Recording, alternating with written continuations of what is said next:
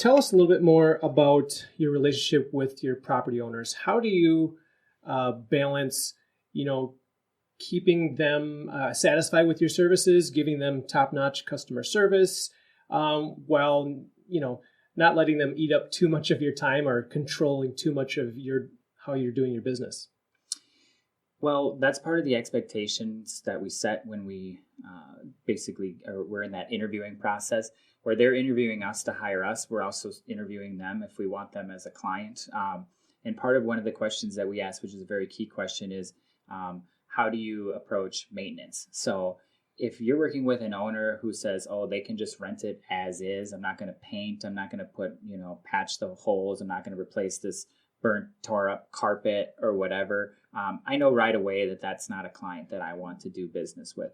Whereas we tell them that, hey, quality begets quality. That's a very big part of our sales pitch. So we let them know right from the get-go that if you want to get the great tenants and you want to keep your property value high, you want to keep it full at all times, because we have a less than 2% vacancy rate. So, and on my properties, I've had a number of properties that have gone 7 years continuous without having a day of vacancy. So in order to do that, you have to keep them really nice throughout the entire process. And so that means spending money, right? A lot of times people have an aversion to spending money. So it's just a psychology thing. Like if you share our view on that, then you're going to work great with us. And if you don't, more power to you, and you can go work with someone else. Yeah. Well, then how do you balance, spending money that you need to spend to keep the properties looking nice, but not like losing all of your income spending all that money? Well, one thing that's nice about having some of the better properties out there on the market is that you're able to achieve a higher rent. So you have a little bit more money to work with.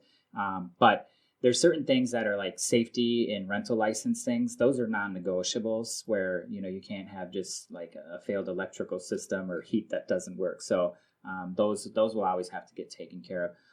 And then when it comes to the cosmetic type stuff, I'd like to spend the money on where it covers the most area, where you're going to see it the most. So like, for example, flooring, that covers roughly a quarter of the interior of a house, and paint, maybe a little more than that. So if you can spend money on those things, it makes a pretty big impact. But I always tell people, I'm like, if you're looking at the cash flow as your main source of, your benefit to being in the rental business, I think that's a little bit short-sighted, because there's also the equity that you're gaining from paying down your mortgage and from the potential of appreciation.